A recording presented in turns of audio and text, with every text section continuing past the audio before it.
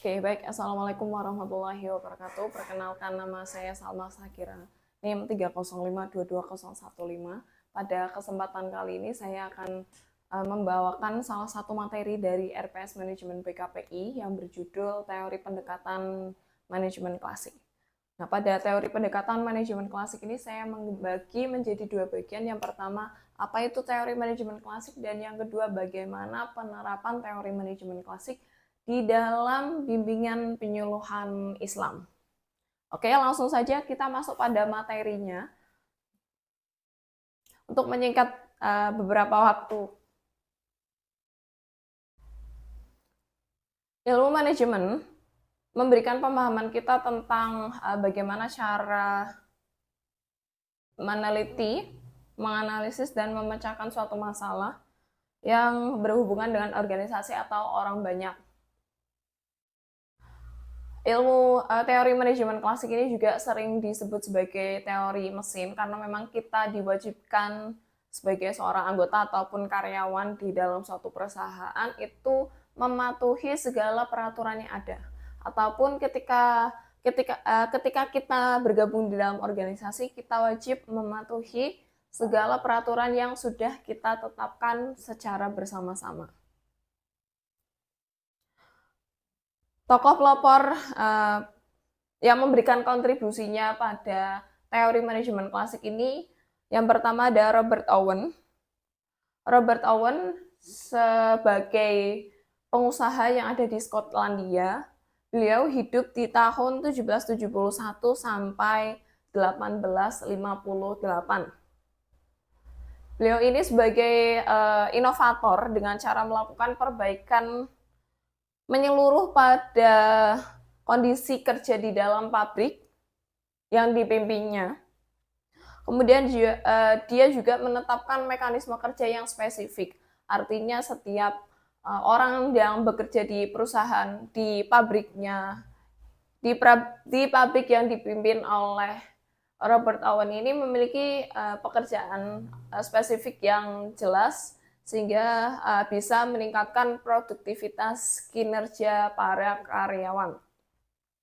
Ini kalau ditetapkan di dalam organisasi pun sangat cocok sekali.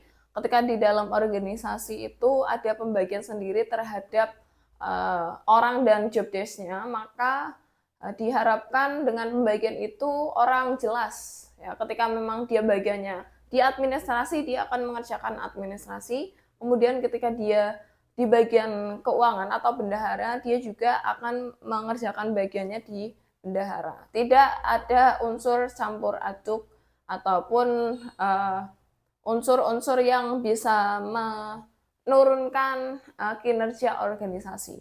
Itu yang pertama dari Robert Owen, yang kedua dari Charles Babbage. Dia hidup di tahun 1792 sampai 1871.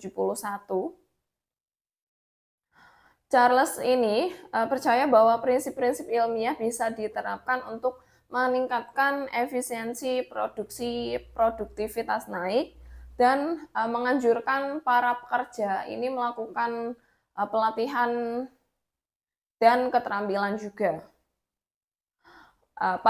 Di dunia kerja pada sekarang itu juga sama. Ketika kita tidak asing dengan TMT ya, ataupun pelatihan-pelatihan dari Kemenaker yang diberikan secara gratis, itu juga salah satu bentuk penerapan dari teori Charles Babbage ya.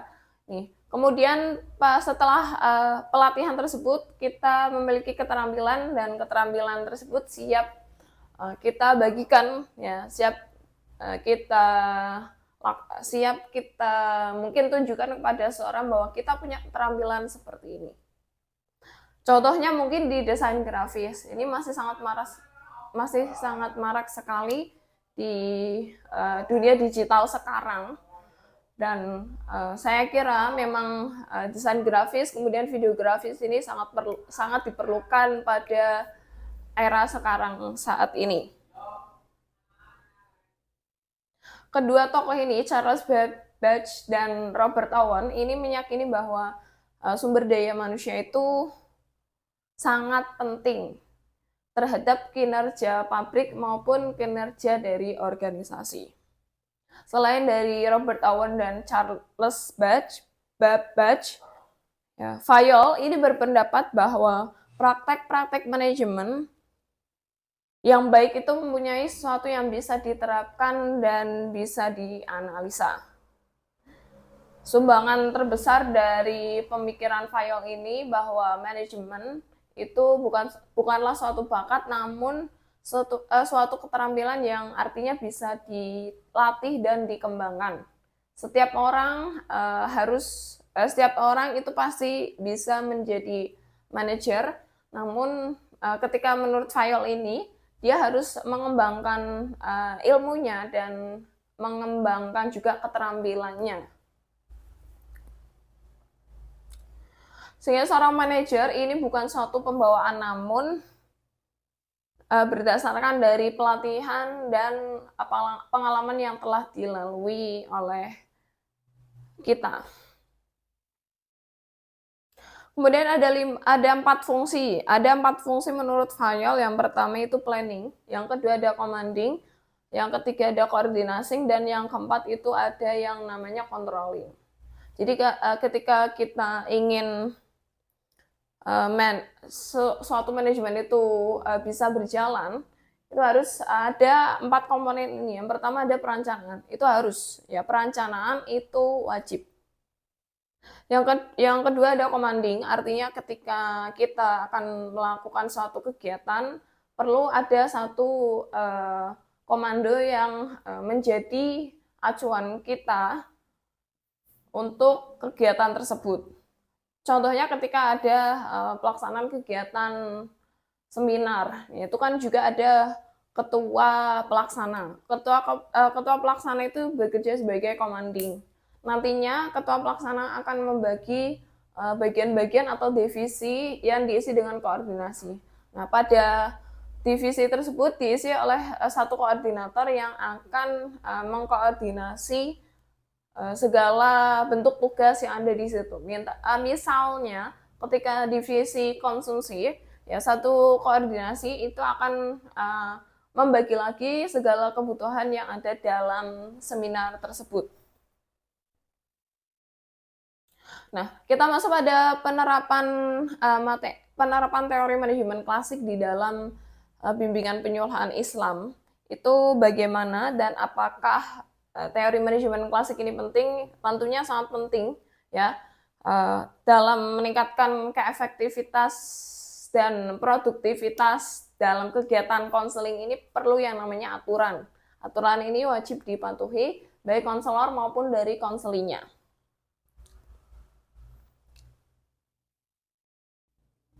Seorang konselor diharapkan mampu memberikan pandangan yang rasional dan logis terhadap klien tentang bagaimana suatu impian dan harapan yang bisa menjadi kenyataan.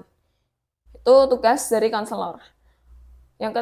Berikutnya, mereka bekerja dengan aturan dan ketetapan yang sudah dibuat dan disepakati dari awal. Dengan kata lain, bahwa konselor harus bekerja dengan profesional. Ini ketika kita lihat dari etika konselor, ya, atau human assessment, itu kan juga ada aturan sendiri bahwa konselor itu tidak boleh untuk memilih-milih mau konseli dari mana. Misalnya ketika kita dari Jawa, kita hanya akan memilih konseli dari Jawa, itu tidak diperbolehkan dalam human assessment. Kemudian setiap klien ini memiliki nilai, ya, pastinya dia punya nilai dan punya kekurangan juga. Kita fokus pada nilai tersebut, kita fokus pada value-nya. Ya, kita kembangkan value-nya dengan kegiatan konseling. Kemudian contoh lainnya, setiap konseling itu pastinya berbeda. Ya, walaupun sama-sama dari Jawa, mungkin saja daerahnya berbeda. Ketika kita menengok ke arah Tegal, itu kan sama-sama Jawa, namun bahasanya lebih medok.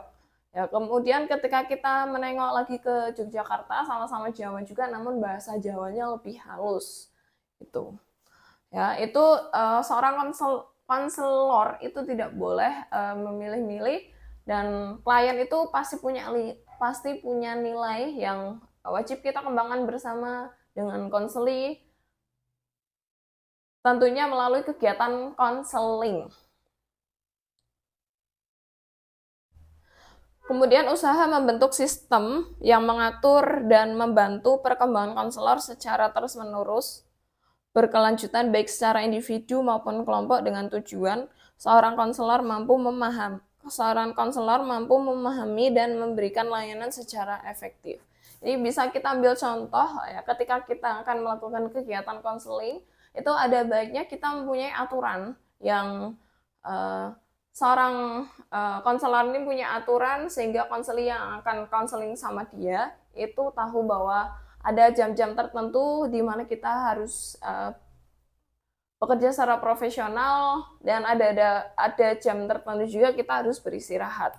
Contohnya ketika kita akan melakukan kegiatan konseling dengan salah satu konseli, ya, si konseli ini datangnya terlambat, padahal di jam peraturan kita jam 8 itu sudah harus datang, nanti selesai di jam 10.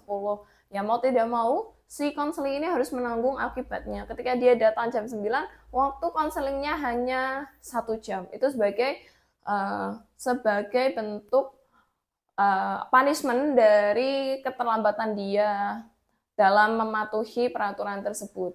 Kecuali ada salah satu yang memang alasan sehingga kita ini tidak karena manajemen klasik ini nggak mau mendengar tentang alasan-alasan lain, kecuali di manajemen pra-modern dan modern itu berbeda. Karena memang manajemen klasik ini patuh pada aturan, sehingga mau nggak mau ya kamu harus mendapatkan punishment tersebut. Itu contohnya ya. Mungkin cukup sekian dari saya, kurang lebihnya saya mohon maaf apabila terdapat tutur kata yang kurang tertata ataupun pitutur yang kurang teratur, ataupun ada beberapa materi yang kurang, ya saya mohon maaf sebesar-besarnya. Cukup sekian dari saya, kurang lebihnya saya mohon maaf. Assalamualaikum warahmatullahi wabarakatuh.